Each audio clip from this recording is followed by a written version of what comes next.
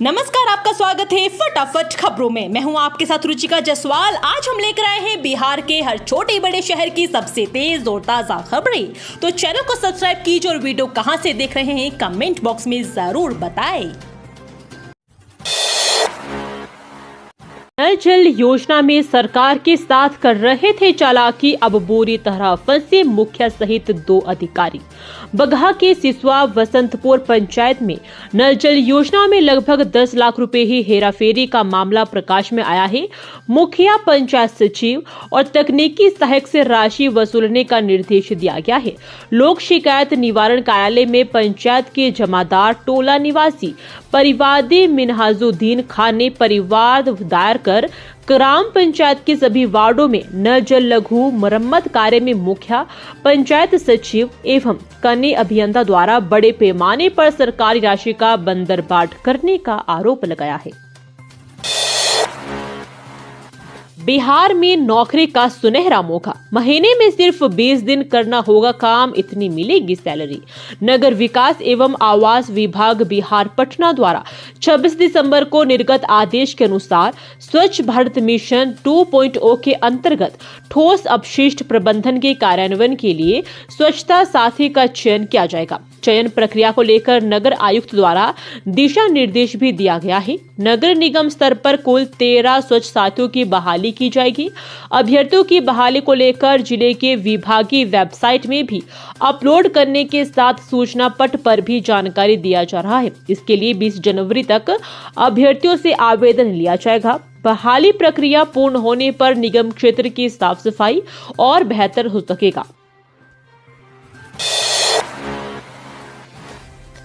लालू की पार्टी पर चिराग का तंज, कहा जिसका बिहार में अस्तित्व नहीं वह दिल्ली में क्या लड़ेगी।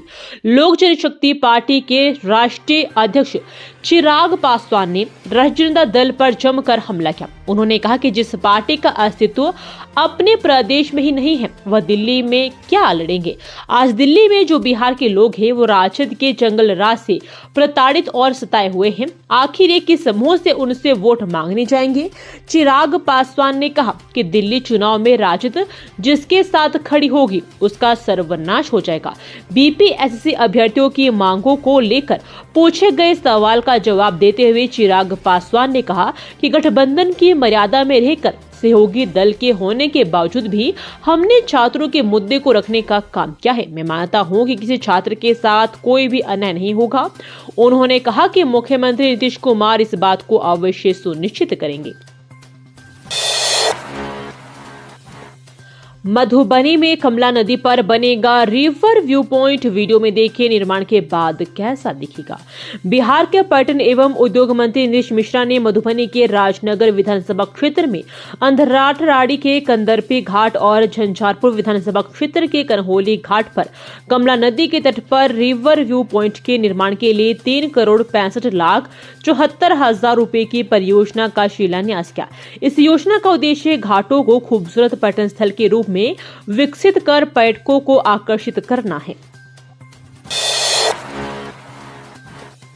बिहार में जमीन का नक्शा क्यों जरूरी है, इसे घर बैठे कैसे मंगवाएं, जानिए सब कुछ। बिहार सरकार के राजस्व भूमि एवं सुधार विभाग ने भूमि अधिकार अभिलेख और मानचित्र को लेकर एक महत्वपूर्ण जानकारी साझा की है। विभाग ने कहा है कि जमीन का नक्शा महज कागज का टुकड़ा नहीं है बल्कि आपकी जमीन का आईना है। इसमें आपकी जमीन की सही स्थिति, उसकी सीमाएं और अन्य महत्वपूर्ण जानकारी दिखाती है, जिसके कई फायदे हैं। आप अपनी जमीन का नक्शा घर बैठे ऑनलाइन भी मंगवा सकते हैं। 30 लाख ट्रांसफर करो वरना बाबा सिद्दीकी जैसा होगा हाल, लॉरेंस बिश्नोई के नाम पर बिहार के मंत्री को मिली धमकी। बिहार सरकार के श्रम संसाधन मंत्री संतोष कुमार सिंह को एक गंभीर धमकी का सामना करना पड़ा है, जिसे लेकर राज्य में हड़कंप मच गया है। धमकी देने वाले ने मंत्री से 30 लाख रुपए की रंगदारी की मांग की है और साथ ही यह भी कहा है कि अगर पैसे नहीं दिए गए तो उन्हें भी उसी तरह का अंजाम भुगतना होगा जैसा बीते साल मुंबई में एनसीपी नेता बाबा सिद्दीकी के साथ हुआ था। धमकी देने वाले ने अपने संदेश में मंत्री की निजी गाड़ी का नंबर भी बताया, जिससे यह मामला और भी गंभीर हो गया है। बिहार में 3 बार ट्रैफिक नियम तोड़ने वालों पर गिरेगी गाज, 10,000 लोगों का लाइसेंस होगा रद्द। राज्य भर में पिछले 1.5 साल से दौरान ट्रैफिक नियम तोड़ने वाले जितने लोगों के खिलाफ कार्रवाई की गई है, उन सभी का डिजिटल डाटा तैयार कर लिया गया है। इसमें 3 बार या इससे अधिक बार ट्रैफिक नियमों का उल्लंघन करने वाले 10,000 से अधिक लोगों को चिन्हित किया गया है। इन लोगों के लाइसेंस रद्द करने से लेकर अन्य नियम संगत कार्रवाई करने के लिए संबंधित जिलों के जिला परिवहन पदाधिकारी को अनुशंसा की गई है। यह जानकारी एडीजी सुधांशु कुमार ने सोमवार को पुलिस मुख्यालय के सभागार में आयोजित प्रेस वार्ता में दी। कहा कि मोटरयान अधिनियम के अंतर्गत कार्रवाई करने का अधिकार परिवहन विभाग को है। बताया कि 3 या उससे अधिक बार यातायात नियम तोड़ने वालों में करीब 5,000 लोग सिर्फ पटना के हैं। इसके अलावा मुजफ्फरपुर, भागलपुर, गया समेत अन्य शहरों के लोग इसमें शामिल हैं। इन सभी जिलों के डीटीओ को संबंधित लोगों पर कार्रवाई के लिए अनुशंसा की गई है। रिटायरमेंट के अगले दिन फिर से ज्वाइनिंग। बिहार में मास्टर साहब की सेटिंग से अफसरों के छूट रहे पसीने। बिहार के अररिया जिले में एक शिक्षक ने रिटायरमेंट के अगले ही दिन नई नौकरी ज्वाइन कर ली।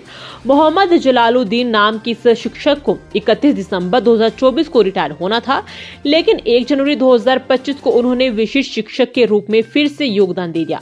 यह मामला कुरसाकांटा प्रखंड के मध्य विद्यालय रहटमीना का है। शिक्षा विभाग के अधिकारी इस घटना से सकते हैं और हेडमास्टर से जवाब मांगा गया है। शक है कि इस मामले में किसी और की भी मिलीभगत हो सकती है। बिहार से जम्मू जाने वाली कई ट्रेनें कैंसल, लिस्ट में अर्चना एक्सप्रेस भी शामिल, जाने बदला हुआ स्केड्यूल। भारतीय रेलवे की ओर से जम्मू तवी स्टेशन का पुनर्विकास किए जाने के कारण रेलवे ने कई ट्रेनों को रद्द कर दिया है। इसके अलावा कई ट्रेनों के मार्ग में परिवर्तन किए गए हैं। यहाँ पर नॉन इंटरलॉकिंग का कार्य काफी जोर शोर से किया जा रहा है। इसके अलावा भी कई विकास कार्य यहाँ पर किए जा रहे हैं। रेलवे अधिकारियों का कहना है कि पटना से जम्मू तवी जाने वाली अर्चना एक्सप्रेस को 18 जनवरी से 4 मार्च तक रद्द कर दिया गया है। वहीं जम्मू तवी से पटना आने वाली अर्चना एक्सप्रेस 15 जनवरी से 5 मार्च तक के लिए रद्द कर दिया गया है।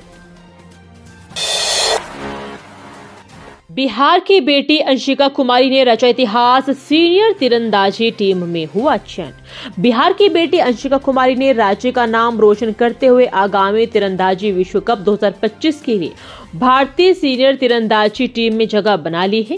बिहार राज्य खेल प्राधिकरण के महानिदेशक रविंद्रन शंकरन ने इस खबर को साझा करते हुए इसे प्रदेश के लिए गर्व का पल बताया।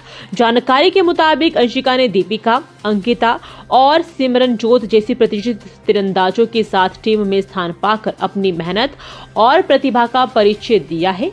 उनके इस चयन को बिहार के अन्य खिलाड़ियों के लिए प्रेरणा का स्रोत माना जा रहा है। बिहार में जांच में स्कूली बच्चों में मिली खून की कमी, स्वास्थ्य विभाग ने शुरू किया विशेष अभियान।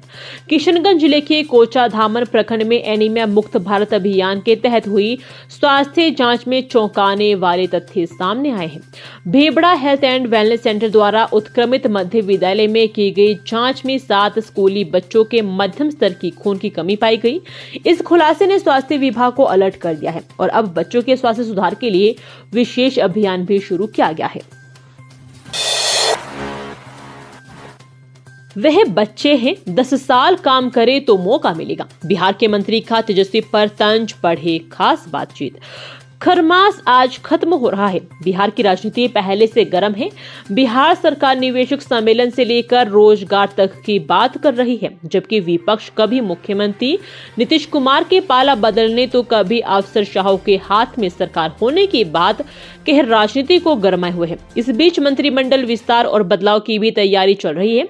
ऐसे में अमर उजाला ने एक्सक्लूसिव इंटरव्यू की श्रृंखला को आगे बढ़ाते हुए राज्य के IT, आपदा और लघु जल संस्थान मंत्री संतोष कुमार सुमन से हर मुद्दे पर विस्तार से बात की।